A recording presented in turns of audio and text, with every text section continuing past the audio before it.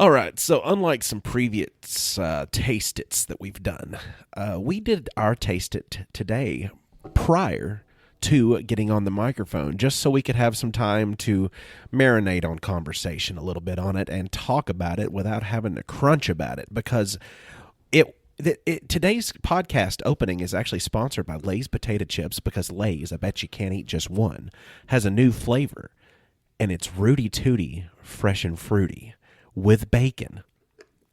So, guys, what did you think? Y'all had one. It was interesting. The second bite was definitely better than the first bite, because the first bite, whenever I grab a potato chip, I'm thinking salty, savory flavor, and then it's right in your mouth with sweet, you know. I'm still tasting on my lips. That's what she said. It's just like some honey. Just you want to talk about some honey so you can kiss it on the lips. Right. Exactly. Not no buttered sausage. Not buttered sausage. It's not something that I would buy, but I definitely wouldn't turn down if offered. I feel like I'm going to buy a bag and then destroy the bag and then never get another bag. That's how I feel about this bag, and I've been fighting myself for it. A new flavor of Lay's. It is Rooty Tooty Fresh and Fruity with bacon. So it does seem something. It's something new. It's something different. Much like this podcast is going to be now, because we've officially been told that Mr. Dane, who has started this podcast with us and has been here with us the entire time, he's no longer going to be a part of the podcast. He's going to be moving on to some different projects and doing some different stuff. The move has just made it a little bit too difficult to kind of keep the connection going, and it's also one of those things to where he's got some passion in other areas and he's wanting to try to explore those. So more power to him. Thank you so much for being a part of this, Dane. We will miss you, and your ass is going to be on this podcast again at some point for us to tear up. Absolutely. Yes. Even though I haven't been on it as long, it was still very fun podcasting with him, having him as a co-host, and I look forward to having him as a guest grape now. Yeah. He's been demoted to guest grape. Well, I wouldn't call it a demotion. It's kind of one of those when you're at a job and you've been there for a while, then they promote you to customer. That's kind of what happened, but in a good way. Yeah. You know, like, we wish him the best, you know, have a great time finding your bliss. And it's a little sad, but it's happy at the same time. Yeah. I mean, not to mention, too, if a feeling of nerd burnout can happen for superhero movies, I bet it sure as hell can happen for a nerd-based podcast host. Yeah. Mm-hmm, mm-hmm. So, here's to future plans. And as for today, we gonna keep on trucking. And here's the intro!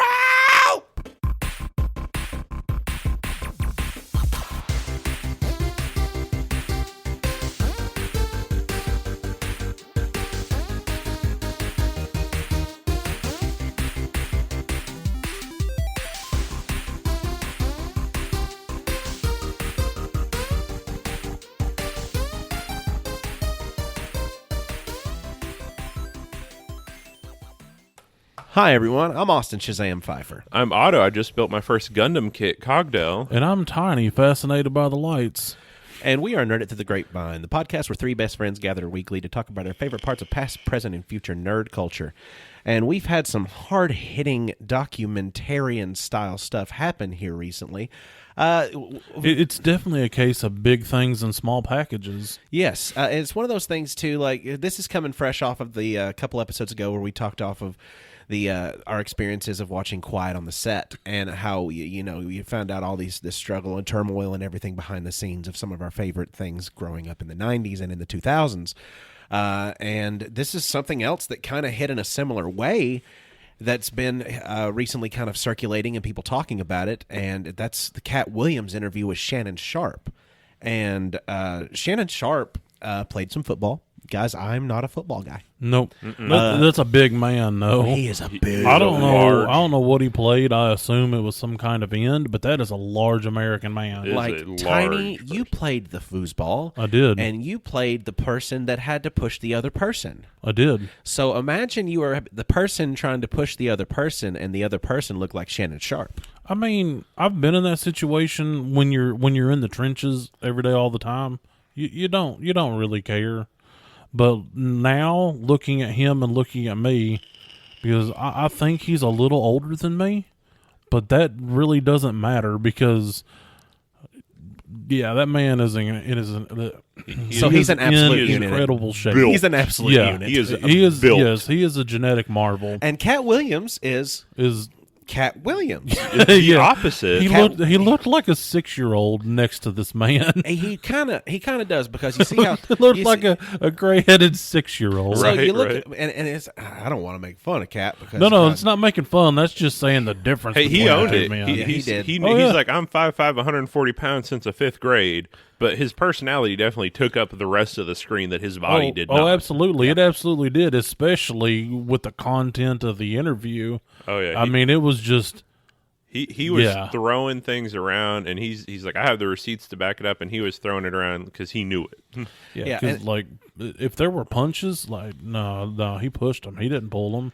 So the premise that got me actually onto this was here recently. You know, P. Diddy's been going through some stuff in the news, and I also grew up with P. Diddy constantly being on the radio with all of his different music he either produced or he was co-starring on at that point. And the P. Diddy busts all kind of happened, and it turned out about 2.5 to maybe 3 months prior to that, this interview had happened.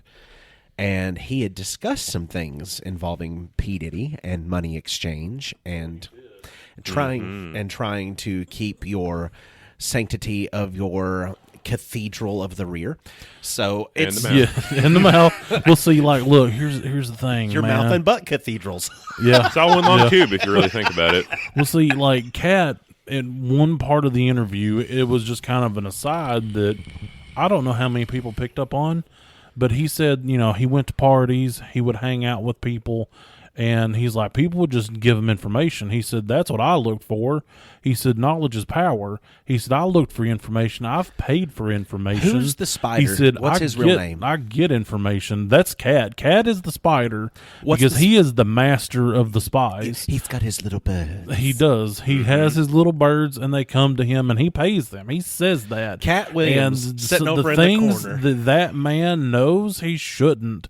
He even said at one point they tried to kill him, and I watched a couple of videos where a lady come and she would tag in video clips of what Cat was talking about to kind of show you the receipts. And there was a clip of Cat coming out of this comedy club late one night, and two men rolling up on him, pulling out guns to shoot his ass after, you know, him exposing some stuff. Yeah. And it's crazy, too, because watching that interview, like, you could tell Cat wasn't getting upset about stuff. He was like, I'm here to say my piece. I'm here to say this stuff, expose this crap that's been going on for so long. And he just took over the interview with it. Oh, he absolutely 'Cause did. As I was listening to it, like, Shannon had some, or Mr. Sharp, as it were, had, like, interview questions ready. And I could tell that he was not ready for what Cat was saying at all. He of the lantern jaw went from asking questions to just ejaculations of Cat, you can't say that kind of thing. Like that became all of Shannon Sharp's side of the conversation. Yep. Was exclamations of the things, the quote unquote allegations that Cat was making. Right, and Cat ain't scared. He said on the he said on that interview, he's like, I carry a gun on me, or I carry that heater on me. So, you know, if it comes down to it, I'm going to come down to it. Club Shay Shay also is the name of this podcast. It is a YouTube podcast where Shannon Sharp does interviews with these different celebrities, and they talk about different things. And that's kind of where Cat found his reasoning for coming on to this show, because he spoke from a place of truth. He's telling Shannon, he said, I respect what you're doing because you have made this a place of open honesty where people can come and speak their truth. However, you have had people come here and lie to you and tell you falsities. And how dare I remain silent Yep. in the faces of injustice? That's exactly how Cat opened the whole interview, and then after you hear the content, you're like, Oh my God! You have Ricky Smiley sitting over here on your couch telling you that you did not have the right to. Like he's just getting on it. Just He didn't waste any time. He was there. He knew what he had to say, and he didn't care what the other guy was gonna say. I didn't even know who Ricky Smiley was until they showed him as the old lady in the dress. I knew who he was. Yeah, then I knew who he was, and the thing that Kat said. Why you think Ricky Smiley wear a dress? Yeah, he's like, It's in my contract. well, no, not that, but the other thing. He was like, look, the reason why he played this old lady on some other Next thing Sunday. on next Sunday, other than that, he goes, that's the only time he's believable. You act what you are believable. He said he ain't believable as no man. And he said Tyler Perry and Yep. Ricky Smiley Yep. can't play a man. And here's the thing too, and I'm going to stop with my cat impression because it gets a little racisty. Well, it ain't that. It just Well, not it's just, that. just an impression. It's just trying to mirror what he's doing. But my wife has had to put up with it for the entire week because I mean, it's hard not to say Ricky Smiley the way that he says it. I ain't gonna Ricky lie. Smiley. Ricky Smiley. Yeah. So my wife's been putting up with this all week, and I'm sorry for that. Just because the interview itself, if anybody wants to dedicate time to it and get on Club Shay Shay, you can watch it. It's 3 hours long. There is. I watched the condensed version. That's an hour and 35 minutes. I watched. You can find that too. I spent my day watching that interview and documenting in my brain hole the several things from my childhood. Because I say childhood because this is 97. I'm a kid. Okay, this stuff's happening because I remember when BET was on cable because we had cable and BET was on there, and I remember Comic Jam because I remember the commercials and I remember watching it and everything else, and I always thought it was a weird formula for these kind of things because it was like you never knew who was going to be on Comic Jam. It was always just kind of a miscellaneous toss of these comedians. But I remember seeing Cat on there. I didn't recall special stuff about it, but he went by a different name originally, and then he started off with this new name. But anyway, he was originally Cat in the Hat, and then Disney told him to stop. Didn't You even got like a cease and desist. How dare you? But I can remember seeing all this stuff. But I can also remember like the way that he shed light on the situation with Cedric the Entertainer and Steve Harvey. And he said nobody talks shit about D.L. Hughley. He said nobody will say a word about D.L. Hughley because D is an OG and D is real. And he put it at that. Like he left it blank because he is leaving because he's going to be mentioning a lot of stuff about the Kings, and DL is one of the Kings, and he said this is an exclusion for DL because DL is real. But even come to find out, like I've heard this, I've seen like these motivational videos of Steve Harvey with him having his voice in the background, like it's reels kind of shit that people put together, but it's conversations that have really happened about Steve Harvey being homeless and Steve Harvey like having to, live out of his car and all this other stuff, and from what Kat says, that is something that Steve actually stole from Kat's life story, because Kat was homeless. Kat actually left his house at 13 because his father, he grew up in a very religious household. He grew up actually not allowed to have. It was almost like Jehovah's Witness. I think. It was if I described. remember. He didn't specifically name it, but No, he did. Did he say Jehovah's Yeah, Witness? he said they grew up Jehovah's Witness. Oh, okay, because I remember I remember the in depth that he went. Well, to he just kind of touched on what it was. Yeah, it might have been like a split second thing because I did miss that. But he did describe all the stuff they weren't allowed to do. And then his father accused him of not being a virgin and having sex because he had talked to God and God told him this. And he said, and Kat was a virgin and had never done anything like that. And he knew that his father was lying. And if his father was capable of lying about his relationship with God, then everything was a lie and he had to get out of there. And he made that decision at 13 years old. Yeah, he didn't just leave home. He went states away because he went from Cleveland, Ohio to Florida as a 13-year-old child. And I say child because he was not an adult yet. Yep. At 13, you are still a child. And he lived homeless. He lived homeless. He said, and Shannon was like, well, what do you mean homeless? Like, you left home? Where did you find it? He said, I'm 13 years old with $2,500 in my pocket because that's what I've saved up from all of my jobs that I was working. And he said, and I moved to this place, lived in this park, Some park in Coconut Grove. and I would go and steal radios out of cars and turn around $2,000, $3,000 a day. Mm-hmm. And that's where I started. And Steve stole parts of that story in order to tell people. And he said, let me tell you about Steve Harvey. He said, I remember the first shows that Steve Harvey was playing over here. He wasn't starving. He said he was in headlining spots. Making $3,000 a show, doing 5 shows a day. 5 shows a week. Yeah, 5 shows a week. 5 shows a week. $3,000 at a time. $15,000 a week in the 80s. And Yep. That's pretty far from That's like- homeless and destitute. that's like some that's insane. And he stopped doing stand-up because he had 7 TV shows running concurrently. I mean, And if you all listen- at the same time. And if you listen to Kat tell it, the reason that Steve stopped doing comedy on the stand-up variety stuff is because he did a championship of comedy standoff with one Cat Williams, and Steve Harvey happened to be the loser of it whenever the crowd reacted so crazy to Cat revealing that Steve was wearing a wig. Mm-hmm. And it was the next time you see Steve, it is on the television. He's hosting some stuff, and where's his hair at? Right. she gone. She Yeah, and gone, boo. You know, people that had 7 TV shows and were apparently a successful Well, comedian he don't only had host. he only had 5 TV shows at that time, and they Right. were not running concurrent. Right. Well, and you don't end up hosting Family Feud for the last, 5-6 years if you were this apparently crazy successful comedian, Yeah, it's. He said, and if he is such a good comedian, where's his stuff at? Yeah. Where's his shows at? He's like, you mean to tell me you've been waiting almost 20 years to hear that man do stand-up again, Yeah. and you still a fan? Yeah. I think it's funny. He's bringing up. I don't know if it was about. I think. Oh, brain fart. Okay, 1 second. Hold on. Well, here we go. 5, 4, 3, 2, Did you get it? 1.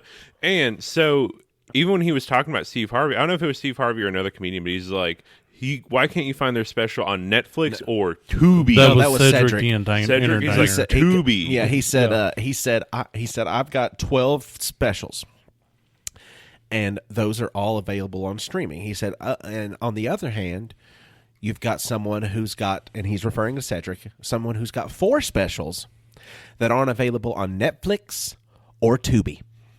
Yep. And that was talking about Cedric, and that's he the thing. says it several times. Here's the screwed up part. I remember Cedric's last one he brought out on Netflix, and it was the one that he actually did from Memphis, I believe. It was either Yep. Memphis or Nashville, and he had It was Memphis because he had Tennessee State University Yes. marching band come out at, I think, the end of the show and play him out. yeah. Actually, it was the beginning of the show that they played him in. Oh, was that it? Okay, I remember they were on there. I just couldn't remember in or out. Yeah. So, and I didn't actually check to see. Yes, there's one, and it is live from the Ville. So I think that is, yeah. So Cedric does have one on here from 2016. But anyway, he said Cedric stole a pretty big joke. And Cedric's joke that he stole, that he's been lying about stealing for a long time, was actually time-stamped by this person who Tiny watched the video from. And it was from the Comic View era of... was it Comic View? No. It might have been. He mentions Comic View a lot. He does, and he mentions something else. Well, he mentioned... No, he did the joke at a show back when he was Cat in the Hat. Oh, no, it And- was on Comic View. It was on BET's thing. Oh, it was it? was actually on their commercials. Okay, he says a lot, so it's hard Yeah, to keep some it was a straight. 2.5 hour interview. Or Yeah, 2 hour, so- 45 minutes. So he actually had said that was something that happened, about 1997, 1998 when this joke was circulating and evolving because he had somebody else hop in on it, and it was the guy that was, I believe, the man from Hanging with Mr. Cooper. If you guys remember that show, It was Michael something, I believe, and he helped him doctor the joke and punch up the joke. And then, if I remember correctly, Cedric stole it and just changed Okay, one or two words. was it from Mark Curry? It was That on was Comic View, and he said, I think he said Philip Lewis helped him. Okay, might have been. Well, either way, just like somebody. Yeah, somebody because had the helped. Matthew Curry thing was another Curry. Mark Curry thing was. Oh yeah, that was with Steve. Was it doesn't matter. Different. Part. Okay. I Yeah. can't There remember. were a lot there was of another. names. There was another point. I mean, involving that. Oh, name. that was around Steve Harvey. Said Steve Harvey, as well as claiming his afro was fake, to making comments about his wife, to claiming that Steve stole material from Mark Curry. He said basically he remade Hanging with Mr. Cooper. Mr. Cooper into the same, like, remade the show just a little different. Yeah, because he said he was always hanging out on set and he was always kind of just watching everything. And I mean, the same thing with Cedric, because Cedric actually had come out and said, "No, I saw Cat like 30 times before that supposed night." Like, if you watched him so many times, that was his closing joke Mhm. And it every was, time. And it wasn't he like a watched quick it. punchy He either. watched him 30 times so he could memorize it to steal it later. Yeah, And it blew my mind because I loved the original Kings of Comedy whenever I was growing up. Hell, Bernie Mac was one of the funniest things to ever come across my screen whenever I was a kid. Cat even said he's like, Bernie Mac was funnier than all y'all. He's like, he was a real one. He's like, he was funnier than me. Like, he gave his flowers to Bernie. Like, Bernie with his milk and cookies story, just, it cracked me up as a kid, and it still cracks me up to this day. I will watch it if I'm feeling down, just because he talks about this little girl being the ringleader of these kids he's watching, and he's oh man, and just hearing them sneak out to go get some milk and cookies, and just the story involved in that, and just also thinking about like this old school area he's coming from, because I mean, around the time that I was growing up, this was still true to what he was talking about having like a Meemaw or something like that, that would that if you back talked her, that she would hit you in the throat. You know, just one of those things that, like, there was quick punishment, and it was funny. It's child abuse, but it was funny at the time because we had all went through something like that. Like, if a kid old enough to talk back, a kid old enough to get punched in the chest or the throat, you know, and he said it in jest. And one thing I liked about it is Cat even addressed stuff like that, because one of the questions was, how do you feel about, like, could you tell the same jokes now? He's like, no, you can't, because words change. Like, we say certain words for a while, people get offended. Like, he didn't say offend, but people say, hey, that is a harmful word. And he's like, okay, then we find new words for it. He's like, comedy changes, everything changes. And I like how he brought that up in the show. Sorry to derail. No, that's correct. That's on said that. brand. You did it. You didn't derail. You just had wow. one segment come off the track, like at the Disney theme park. Okay. So another thing that really stuck out to me is Cat at one point mentioned that he and Ludacris went to an Illuminati event. Oh Lord! And you know, they were said that they couldn't do this or they couldn't do that, and that they were offered, I can't remember the money figure, It was Ludacris- $20 million or $200 million. $200 million for 20 movies, and then he says, "How many Fast and the Furious are there?" And I went, "Oh my God, does this mean we're going to have to get 20 of these bastards?" And it was kind of crazy too, because he's like, well, one of us is Cat Williams, and the other one had to stop wearing his sideburns in a point, and had to do his hair different. And he was just, which was crazy to think, like, ooh, creaky, ooh, still creaky.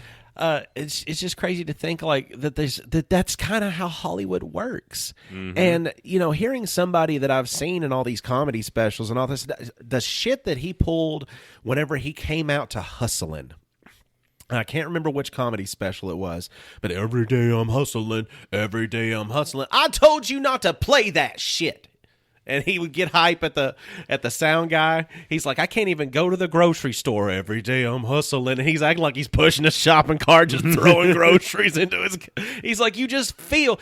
Turn that shit off. It's funny. He's a funny man. And even listening to him being serious in this entire interview, he keeps that edge of comedy because he's just a naturally funny person. And he said, just because I deliver things in a comedic way and I am funny doesn't mean that I'm not hard. Well, I mean, just like that radio show he went on, man, and that they were supposed to talk about, you know, how he got an Emmy and how that was great for the city of Atlanta and all this stuff, and then she immediately just starts digging into him even though before they had mentioned not doing that. And so he jumps back in with both feet. He's like, only one of us is wearing just $12 worth of jewelry. Yeah. And Yeah, He and he didn't pull punches with her. No, he didn't. he wasn't afraid to stand up on what he because needed to stand up on. Shannon. Well, the funny part is Shannon goes, "Well, Kat, you could have just been like, hey, we said we wasn't going to talk about that." Da da da. And Kat goes, "Man, you misunderstand my job." Right. He's like, "I'm supposed to be funny." He said, first off, I am supposed to be funny. Second off, I can try to be respectful. But the premise of him even coming on that radio show was to actually talk about an Emmy that he had won and how the Emmy had it was for Atlanta. And it was actually bringing a positive light, attention onto Atlanta, the city, and everything else like that. And he was supposed to do an interview revolving around that. And she said, we're not going to bring up this, we're not going to bring up that. And as soon as it popped off, she brought up one of the three things she said she wasn't even going to talk about, and that was her opening point. And Kat just let it loose. And Shannon said, did she ever get around to asking you and talking to you about the questions that she had mentioned? And Kat just kind of paused, and he's funny as shit. He's just so funny. He said, I believe you've seen the clip. Yeah, I could definitely tell that Kat was more in control of that interview, because if he didn't want to answer a question, he wouldn't, or he would know, like, you're just asking this to see if I can get a reaction out of you. You know the answer to this question. Yeah. Cat's smart, man. Not only that, too, but I did not know he was such a Hennessy connoisseur. Not a Hennessy, but a cognac connoisseur. Because he said two things happen whenever you are a comedian. He said whenever you're working and you're doing this stuff, he said when you're on the card, you drink for free. So you have two options. You become a connoisseur of what you desire out of these selections, or you become a raging alcoholic like 60% of Hollywood. Yep. Oh, yeah. Comp drinks will mess you up. And he even talked about that. He's like, I made sure to stay away from drugs. I made sure to stay away from this, because he had a prize in mind of what he wanted. Well, let's be fair. Let's be fair. He said if it ain't nicotine or weed, I don't want it. Yes. He did. And so that's two drugs. And all of his arrests revolve around the same 19 felonies, no convictions. Yes, all of his arrests and his the things he was arrested for. Here's the thing. He told the officers every time that I will have weed, I will have cigarettes, I will have this gun. You want me to give up this gun? I'm giving up my life here in this area. So they were profiling him, waiting for him to go out and push his baby in a stroller, just so they could arrest him, knowing that he would have weed and a firearm. Yeah, because he definitely is one of the most real people I've seen in this interview, because, like, he lives in Oakland. He lives in these cities that are supposed to be dangerous and terrible and all this stuff. And he's like, this is my city. This is where I'm living at. I'm not going to sit here and move to some safe place. He's like, so I'm going to carry a gun on me because that's what I have to do to live here. And he kept it real. He didn't try to sugarcoat anything. Yeah, well, and not to try to, like, S-Cat's D or anything, but he did say some really cool stuff, like, he mentioned if I go to, let's just say, Nashville, and he said, and I make $200,000 there, he said, I'm going to take $20,000 of that and give it to the homeless shelters, give it to people in need, give it to local charities. He said, that's how I pay my tithes. He said, I take 1/10 of that and I pour it back into the community. That's awesome. That's respectful. And you know how many people had probably heard about that before he talked about it? Probably as many as sitting in this room right here. Yeah. I was dumbfounded by it because I'd never heard it, because he doesn't do it for clout, because he said Exactly. in the interview he doesn't even recognize clout. Yeah. Yep. Well, like Shannon asked him a couple times, I'd heard that you gave money to this person that was needing it, da-da-da-da. He's like, yeah, I did that. He goes, well, like, nobody ever heard about it. Like, it was a rumor that you did it. He goes, I didn't do the good things to get, anything. He said, I did it because it's the right thing to do. Mm-hmm. And I kind of like him a lot more after this interview. Oh, I But do here's the too. thing.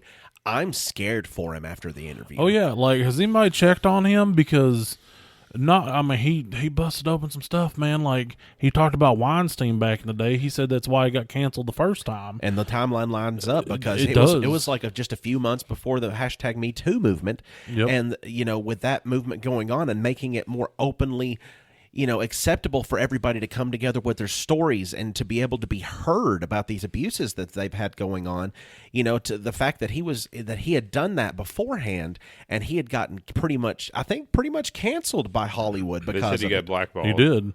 And then in this one, he mentions P. Diddy, and then it was, a month or two later, P. Diddy gets, arrested for allegedly, trafficking and all these things that he allegedly did. Yeah. And what happened to Cat, man? Like, where's Cat? Like, is he okay? Yeah, and also too, I mean, he's talking about things that should scarcely be talked about on recording with people, that may have known or have information about things involved, like the stuff that went on Epstein Island.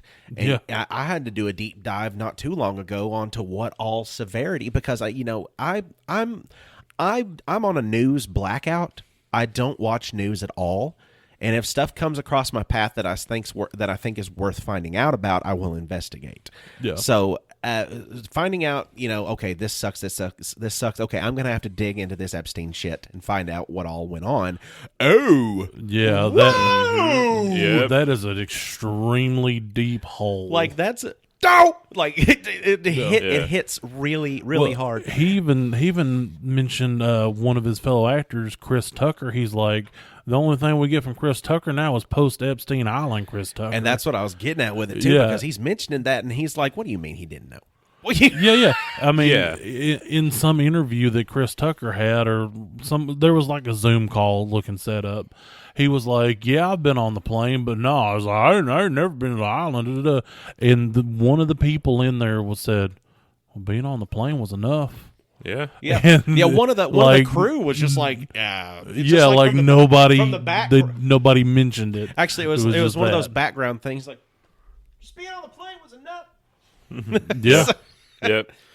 So I mean, the crew was piping in on stuff, and the crew was also helping out with stuff too, because Kat had indulged with a little bit more of that Hennessy. Not Hennessy. Gosh, I keep thinking Hennessy because it's cognac, but I forget what cognac it was. But he keeps It was an expensive boy. it was expensive in like a fine tuned way of developing it kind of cognac, and I'm just not familiar. I just always drink Hennessy. So what happens is he's indulged too much in this, and he gets his dates mixed up. So what actually happened was the Kings of Comedy came out in around 99, 2000, and he was doing the jokes around 97, 98. And he had actually said 2018, 2019, leading into 2020, when this wasn't the case. He had just got his dates jumbled because I guess the cognac.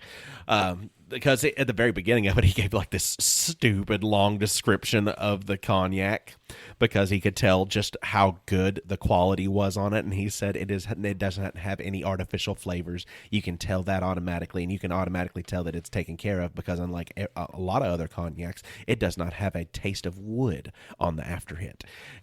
So he's one of those kind of connoisseurs of stuff. I can only imagine what he would be like on his bud that he has daily. Like he's probably one of those 20 blunts a day. and that's one of those things too. Like he said, I was one of the ones that had rollers with me. That because Snoop Dogg is one of those that was mentioned to always have a roller with him, like a person to roll. And he said he hired people too. He said he always preferred the company of women. It's just it was always the thing, you're not hearing any kind of negative scandals coming out about all the women and stuff that he's hired over the years, but none of them. Like No. you never hear anything negative in that regard. because it's just that in his mind, if you're going to, he's done the math. He's a very calculated dude, man. He read the entire encyclopedia. very I'm well glad you brought that up. educated, He because wasn't able to get out and explore the world. He did So that as a child, like a 7 to 10-year-old child. He wasn't able to get out and explore the world, so he read the entire encyclopedia. And I think he said he graduated high school early, and I believe he said he was accepted to college at like 12. Yeah, 12 to 13. Yeah, then he like dropped that. it. That's wild. And he's like, and I dropped that just because I was bored. Yeah. He wants to learn what he wants to learn. You know what he did? He went to libraries. Well, The whole time while he was homeless, the places that he went the most to be able to seek refuge and shelter actually ended up being his temple of knowledge, because he would go and further his education in whatever he wanted to learn and just go to the library and read every book on it. Yeah, he said he would spend 8 hours a day at the library, then he would go boosting car stereos at night. Yeah. Well, you can tell too, because he's a very well-spoken man, and not just very. like He's got his own slang to him, because he wants to, but he's lived everywhere. Yeah. Oh, and he even talks whenever he goes to cities. He makes sure to spend an hour or two walking around the city, going to the bars, going to the strip clubs, because if I'm going to be making jokes to these people, I got to make sure that I can make jokes to them about their city.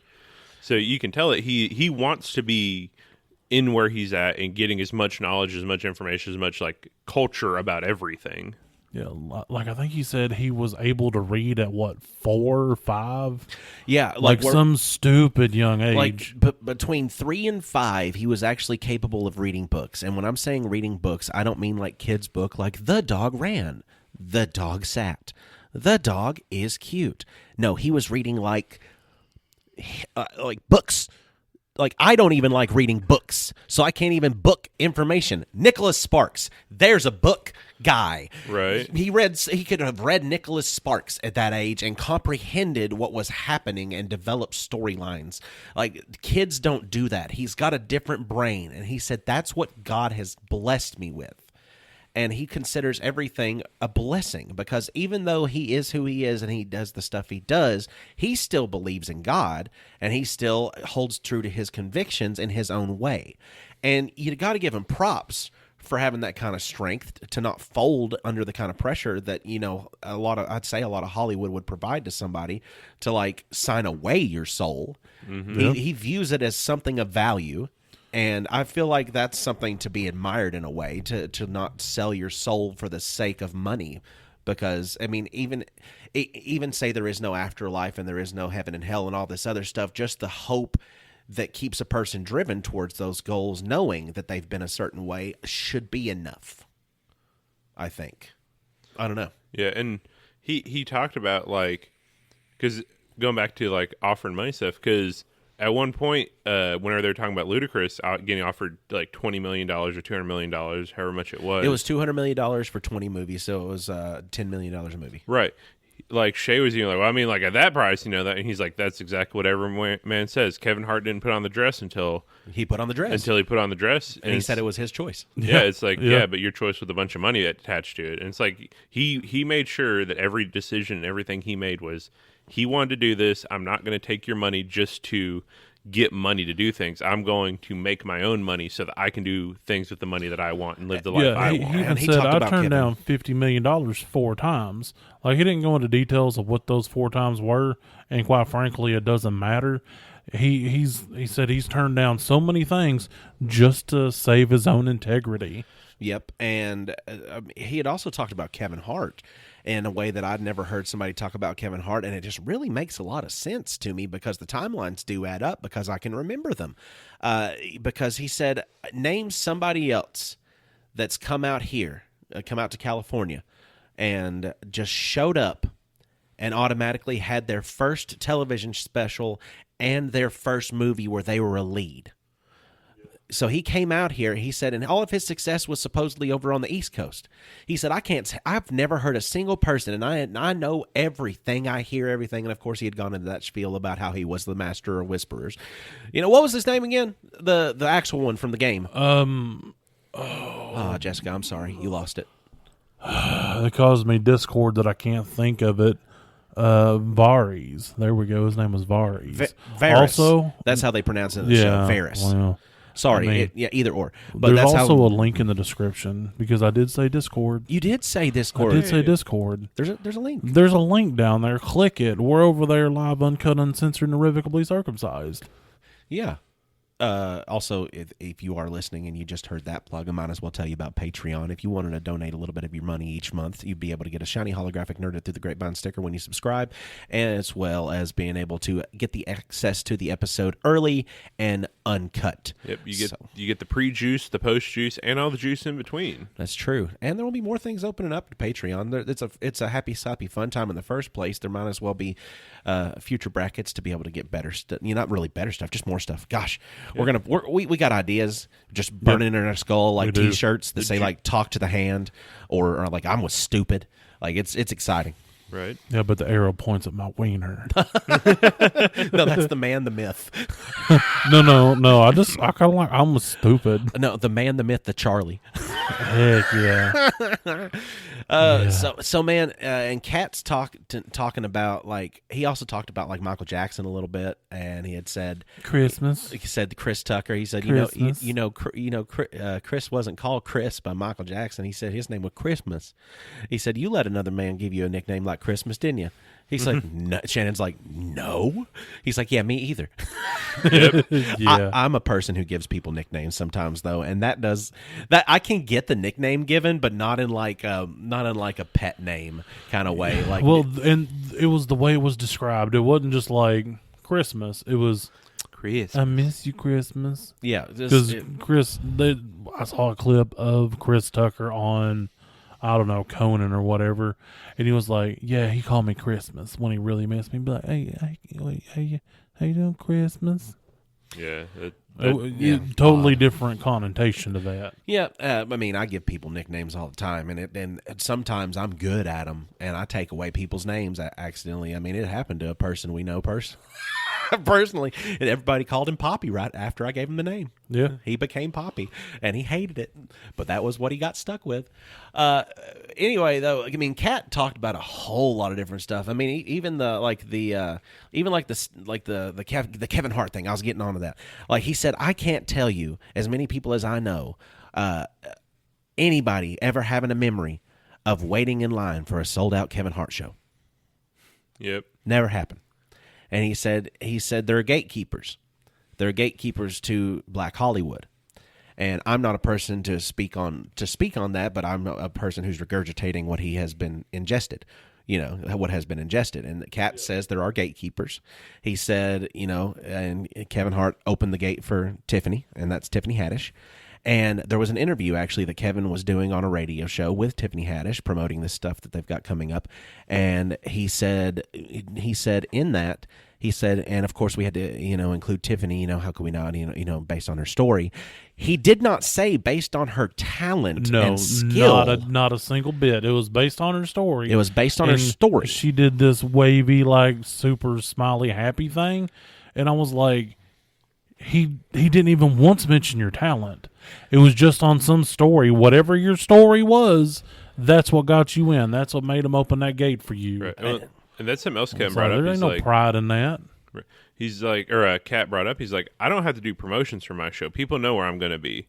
And he also made sure to give every other comic that he thought deserved it their roses. He made sure did. He didn't tear anyone down, but he put people in their place. And he made sure to raise the people up that needed it. Not only that, too, but Kat would watch and have everybody, like, communicating with stuff, like, communicating with these people, just almost like his own polls that he would do on the comedians he would take on the road with him. Not only that, but like be watching them as far as like what's going on in their lives. Yeah, he said he said the only people he ever took with him on the road was people he thought was funnier than him. And if they were financially struggling or had something happening in their lives that they couldn't quite grasp, to take care of in certain ways, like Kat would just have some of his assistants show up with just platefuls of money. Yeah, just show up with money. Like, here you go. And he said, and he put it this way. He said, if a person is working as hard as they are working to try to make themselves better and to try to better their situation and their life, and I know what they're going through because I'm there with them and I see their struggle. He said, and if I'm in the means to be able to help somebody and a blessing can be given, I'm not doing the blessing so a person can, it's what he says, suck my dick. He said, I'm doing it because it needs to be done and it's the right thing to do. And wouldn't that be nice to receive a blessing? Yeah, and it's like that. It's things like that are things that I've never even heard about him. apparently, I guess, if you're in famous circles, it might travel around because somebody eventually is going to see something. But the point is, it's not been out there for just common knowledge, Right, 'cause- and stuff like that makes me go, he's a really solid dude because he acknowledged that it happened, but he still didn't, say, look at me, look at how great I am, but, answer the question of, this is why I did it, because I was able to help that person. Yeah, because a lot of other comedians or a lot of other like famous people, celebrity people, whenever they do stuff like that, they make sure that everybody knows Oh, that. yeah, let's get a camera crew and 47 paparazzis and whatever. Ellen, Oprah, how many of them did they make sure that, like, yeah, we're going to give you this new car, but we're going to make sure that you're on my show and everyone can see that I'm giving you this Yeah, thing. I got a whole audience of people that needed a brand new car, so I'm going to give them all a Miata. You get a car, and you get a car, and you get a car. You all get a car. Fuck you. Tiny's like, I want 2 Miatas so I can skate home. Well, I mean, like, look, I remember seeing that episode as a kid thinking, oh, that's really generous. She must be a great person. And then looking back, and taking in other accounts, it's like, you just did that because that'd make you more famous. And, like, Cat didn't do that. Come on, I keep coming back to that. Yep. He's done a. I mean, and this is all coming from his perspective. So, and here's the thing: I want to trust his perspective, because I'm sure we're going to have rebuttals coming from the other side of his stories. The only rebuttal that I've seen was Ice Cube, and it looked like Ice Cube was lying Like he about was everything. backpedaling. Yeah, like it was. He was like, well, people gotta get paid, and some of them gotta get paid every day, and it's like you're not even refuting any of the claims.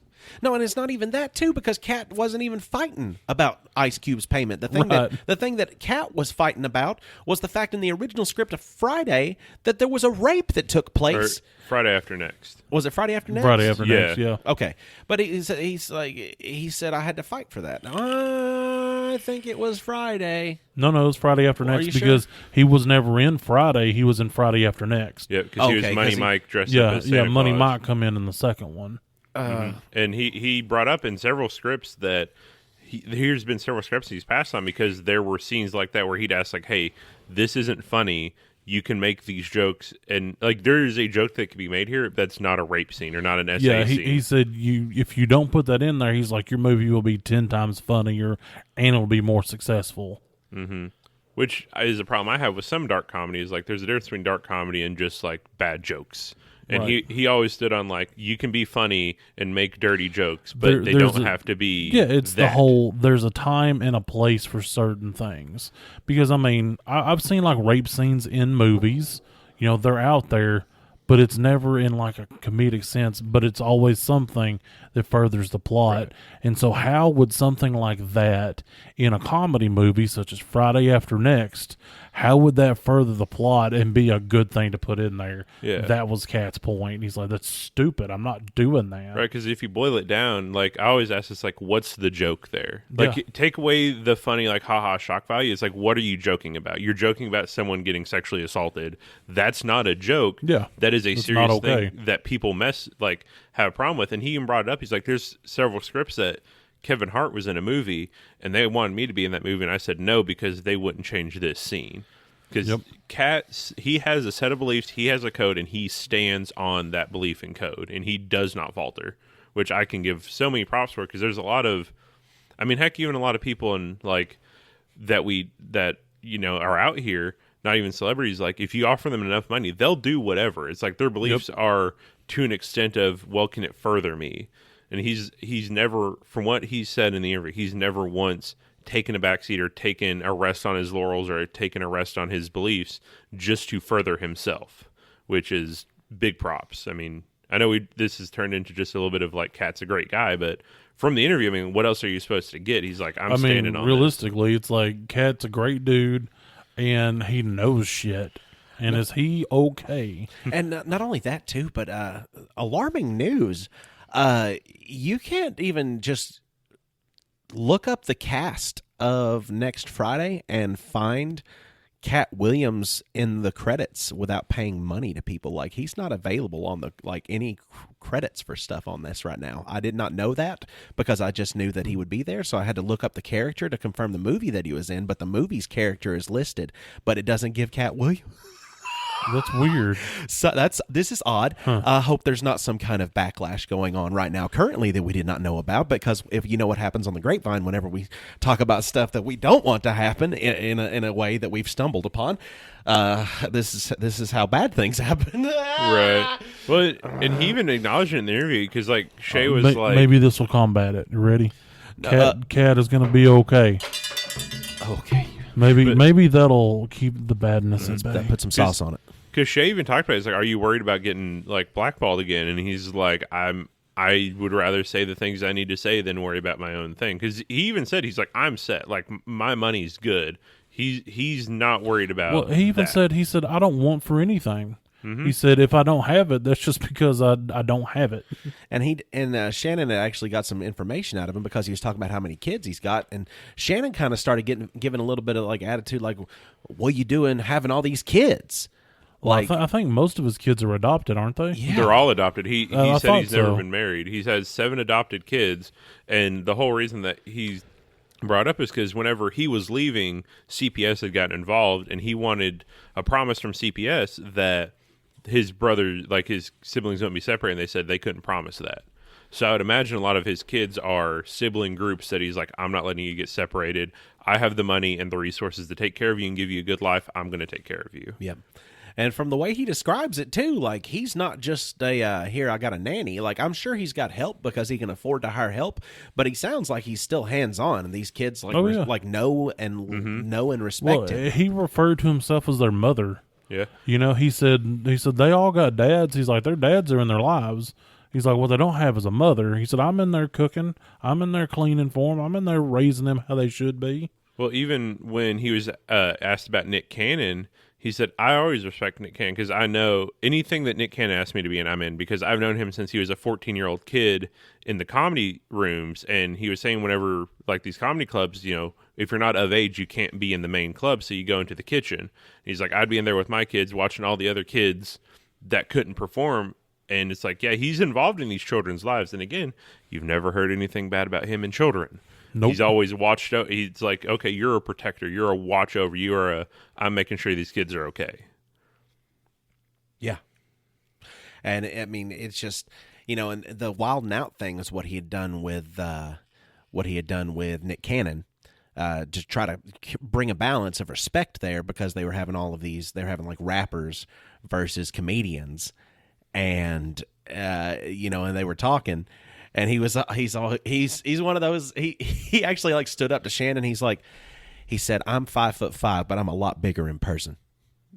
Because he's like, when I show up, like I'm showing up. He said, so he was he would like talk to the rappers. He'd be like, "Okay, we're gonna get up here. We're gonna say some stuff. We're gonna piss you off." He said, "But we're gonna save this fighting for when the cameras are off." He said, "Because we don't want you guys walking up in here with black eyes." Yep. And he was just like pulling block on the anger and aggression and letting everybody kind of realize, hey, we're just trying to have a good time here. He said it didn't work well before without that, and there was like a former iteration of it, I think, that somebody else had. I don't know. He got more wild and more out. Yes, it was. Was it Wilmer Valderrama that had originally done it, or was it something else? Only knew the Nick Cannon iteration. Let's bully. I think is what he always would start everything off with. But the stretch from that was also his introduction to Matt Rife, and his introduction, and like how he got to know Matt Rife a little bit. And apparently Matt Rife went through one of those backroom Hollywood deals as well, in order to achieve his success, which is kind of not insane to hear, because that's how people, you know, get that spotlight or get that this and get that, you know, in Hollywood. It's just crazy to see that, you know, Matt Rife was kind of popping up all over the place, and where'd this out guy of nowhere? Like, where'd this guy come from? Like, how did this marginally entertaining guy come out of nowhere? He looks like to all this success. He looks like a real life Big Mouth character. Yeah, and he's just kind of he went from like, you never saw anything or heard anything from him unless you used to watch that show, and then he started popping up in these stand up things where he's like making fun, like doing crowd work and everything. Yeah, that's all I've ever seen him do is crowd work, and the only thing you ever hear positive about him is he's so handsome.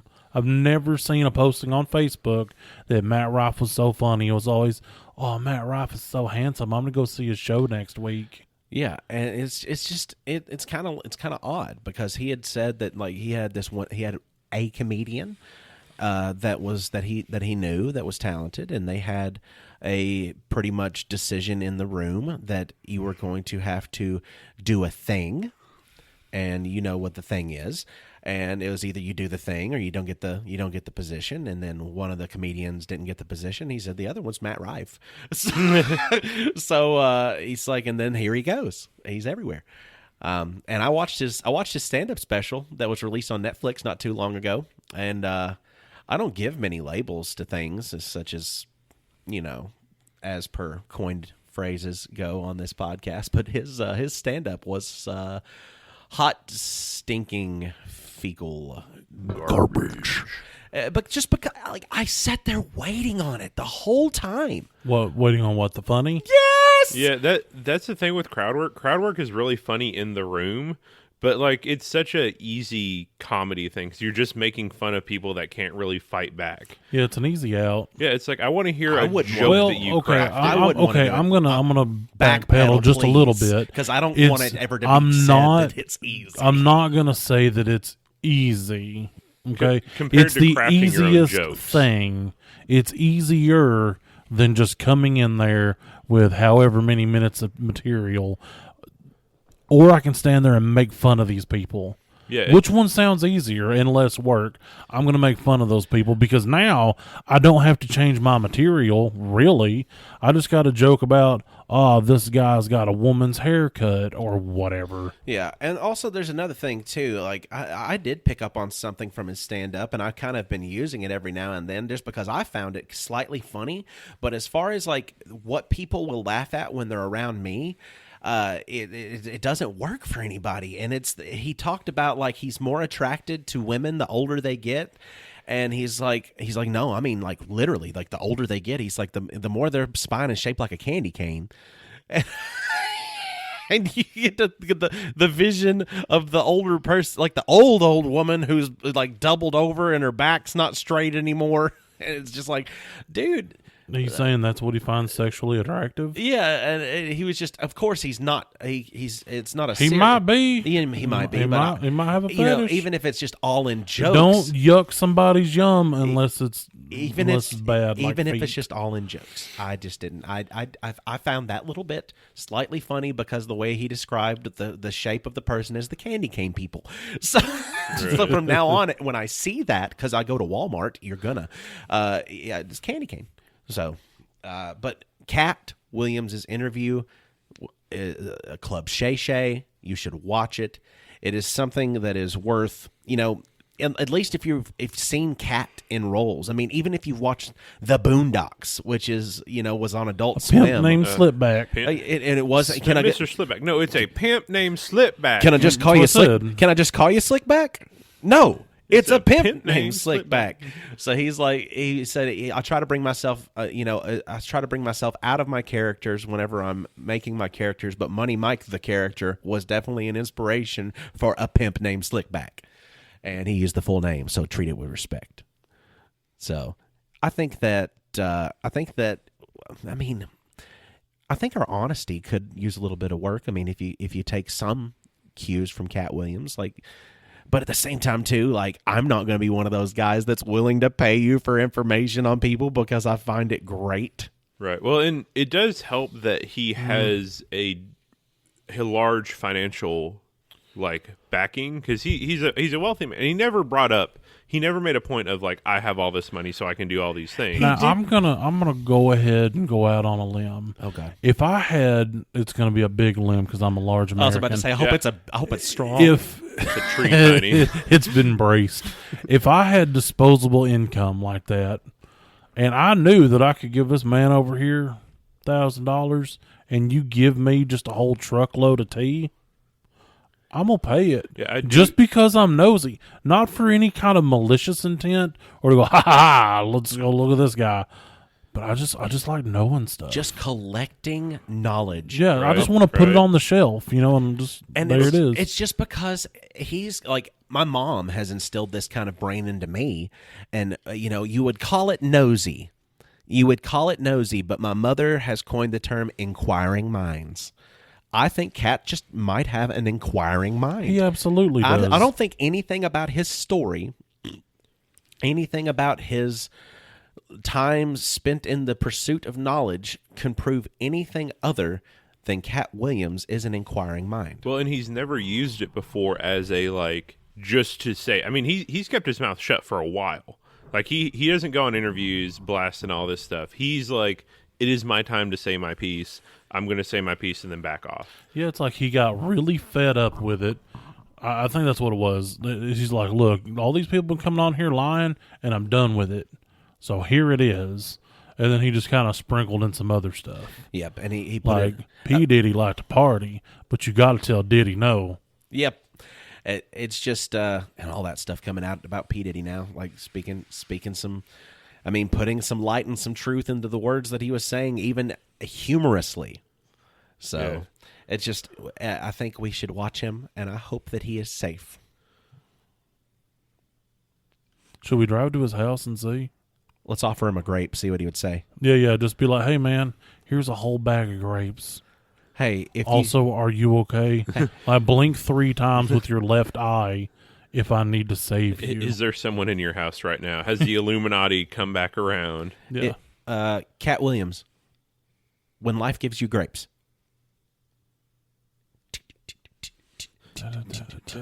Outro time.